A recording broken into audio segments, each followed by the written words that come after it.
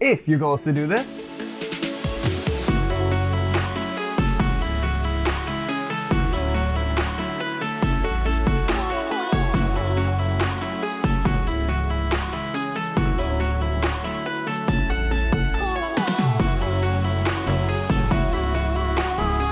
then keep watching.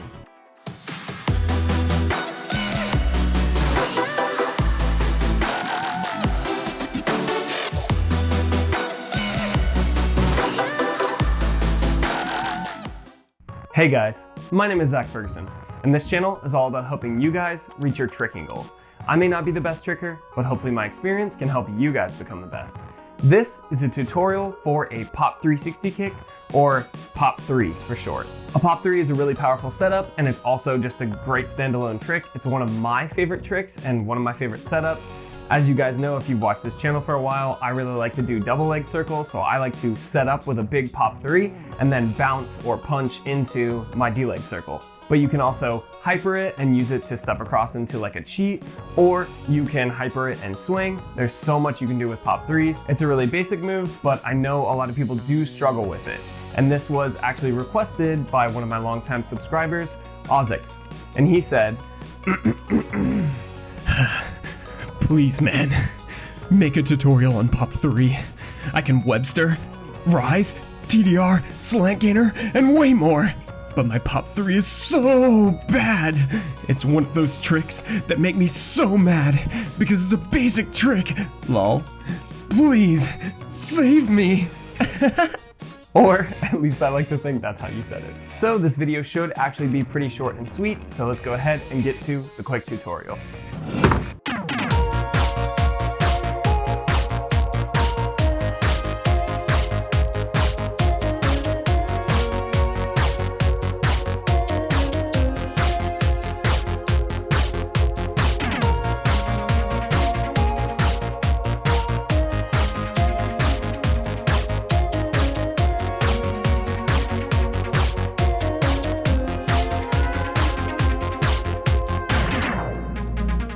Okay, so what is a Pop 3? Pop 3 stands for Pop 360 kick.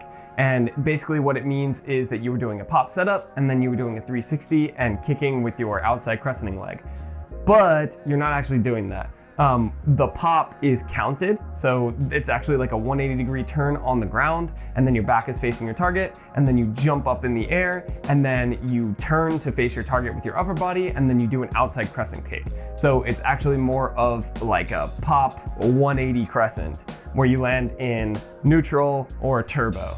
And you don't even have to crescent it really. You can literally just use the momentum of the spin from your pop, and then just kind of kick your leg up like a stretch kick or a front kick or something, and just hold it there as you turn around, and it'll be a Pop 3. I'm sure there are plenty of different creative ways that I can think of teaching this, but I'm just gonna teach it one way this time. And the only prerequisite you're gonna need is the ability to jump and like stretch your leg up a little bit. If you can keep your left leg up, or whatever outside crescenting kick you're going for your direction, up in the air, then you should be able to do a Pop 3 pretty easy. But if you can like cheat 360, then it's gonna be the same thing but with a different setup. So first let's go over the pop setup. So what a pop is basically a jump or a step where if you twist to your left, you land on your left foot, then your right foot, then you take off of 2 feet. So basically it's 1, 1, 2 when you jump. That is what a pop is. So you can do a pop kick, and usually you are turning sideways and twisting vertical for that. But you can also do a pop flip, like a pop full or a pop flash. Like you can do like B twist to pop flash, or touchdown rise pop flash, or scoop pop flash, whatever. And it's going to be a 1, 2, and then 2-footed takeoff. That is what a pop is. So pops can look vastly different depending on what you're doing it out of, as opposed to a punch, for example, which would be a 2-footed landing and a 2-footed takeoff, where you basically keep your legs straight the whole time. So you bounce or punch off the ground. Either way, let's get to it. So the first thing you guys want to do is pick a target, look at that target, and face it neutrally with your chest. Basically, think about aiming with your belly button for this kick in general. So for pop kicks in general and for Pop 3, what you want to do is you want to step out to your left. If you twist to your left, then you're going to do a 180 pivot on that left leg so that your back is facing your target. Then you're gonna look backwards over your shoulder, over your left shoulder to find your target again. And then all you gotta do is a small hop so that you are turning another 180 and you are facing your target again with your stomach or your belly button. Practice that a few times and just make sure that you get natural with it. The reason I say that is because a lot of times people will accidentally do hooks instead of crescents. And if you are turning your stomach to your target, then it's almost impossible for you to do a hook kick unless you turn away from your target with your stomach. So you can just step to the side, step across, find your target, jump, and land really easily so that it's not like something you have to think about really doing. And just a quick note, the only reason we're stepping out to the side is because you can do this, just with this little side step, or you can actually practice running into it, but trying to do it like basically standing right now is probably gonna be pretty hard for you. So you wanna have some kind of momentum going into this when you're actually going for the pop 3. But for now, we can just do it kind of standing. After that, we're gonna stay on the ground and work on the kick. So what you wanna do is you want to step across to your left, do the pivot 180, and then when your back is to your target and you find that target again over your left shoulder, all you have to do is put all your weight on your right leg, pivot, and outside crescent. So remember, for an outside crescent kick, your stomach and your chest kind of turns to your target, and then you kick up towards your face and then across to your left, and then let your legs sling out as far behind you as you can. For crescent kicks in general, you want your knee facing the sky the whole time instead of sideways, because then you will accidentally probably do a hook kick rather than a crescent kick. Obviously, if you kick high enough, your knee is going to be facing kind of behind you, but essentially just keep it, knee to the sky if you're kicking it straight out instead of knee sideways. And that is gonna be the difference, or the easiest way to remember the difference between crescents and hooks / rounds. But yeah, basically just step to the side, step across 180, outside crescent to unwind. Make sure you do that over and over again. Get used to that feeling. Keep your eyes on your target the whole time. Then you just jump.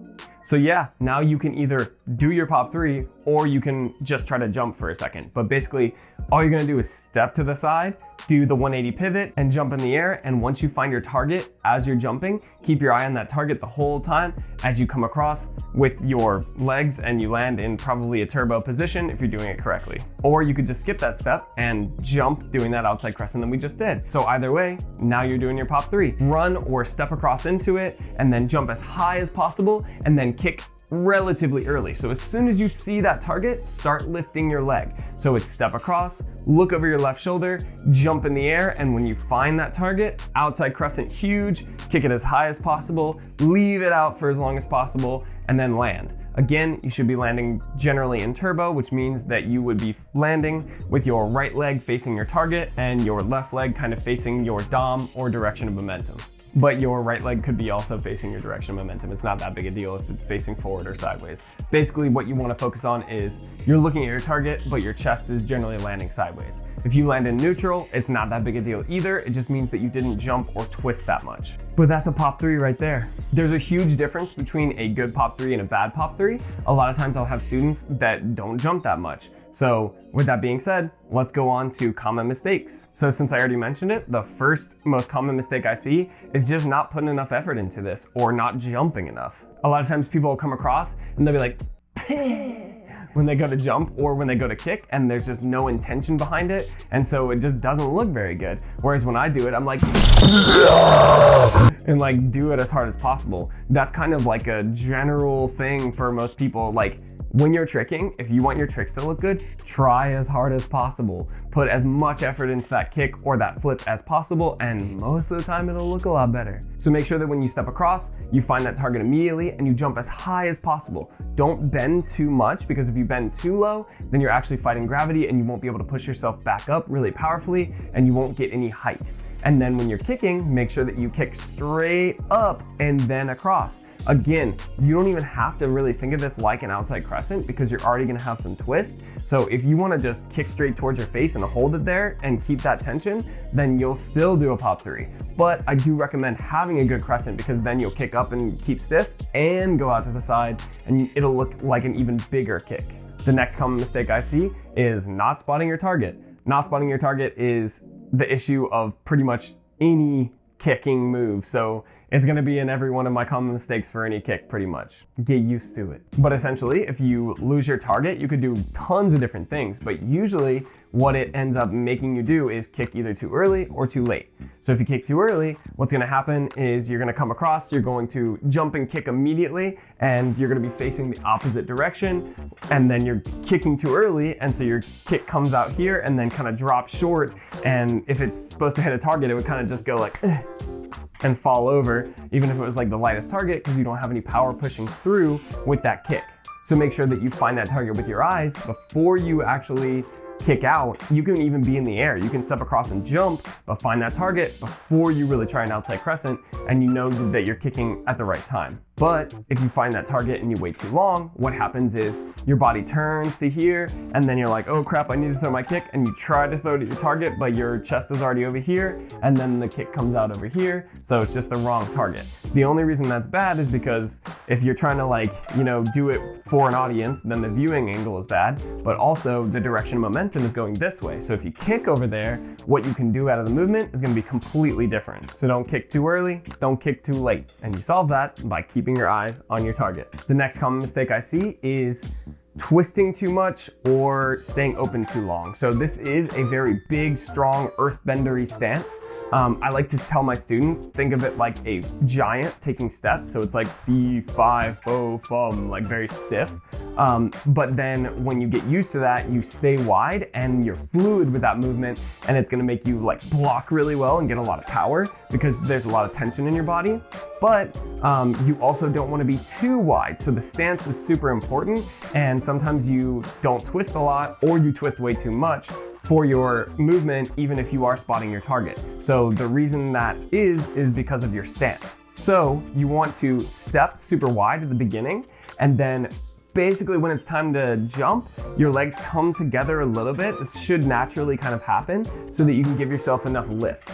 Basically what happens is if your legs are too wide, then the momentum is kind of pushing inward and crossing. So it's really hard for your muscles to adapt to that and give you enough force to push upwards. So if you're like close to like middle split or something, then you are way too wide for a pop 3.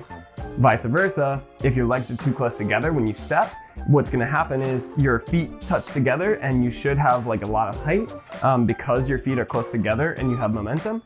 But because you're turning into it, you twist really fast, so you're closer to pop 7 than you are to pop 3, but you're trying to spot and target and kick for pop 3, and you've already twisted past your target. So if your feet are, too close together, then you're gonna twist too much. So you want a good, strong, wide stance, and then they kind of come together to get height, and then you open up again in the air and hold that tension and stay super strong and land it and stomp it out like a true earthbender. But that's about all I got on pop 3, guys. Hopefully this video helped you, Ozzux. Let me know in the comments below if it did help you. Like I was saying, it's a pretty simple movement, but I understand if you can't get it. Everyone's built differently and everyone thinks about things differently, so hopefully this helped you. If you did like it, please leave a like on the video, or if it helped you get or improve your pop 3, please leave a comment down below and let me know if it did. I love helping you guys, and I love hearing about any issues you are having so I can at least try to help you get yours. You can always send me a message on Instagram at zf.tricks. This video was actually scheduled for later on in the summer, but Ozzux asked for it and it wasn't that hard to make, so I thought I'd just shoot it really quick and help you out, bro. If you like my content and you want to support my channel, please help me on my quest to 1,000 subs by subscribing down below. And until next time, please stay safe and healthy, and I'll see you guys later.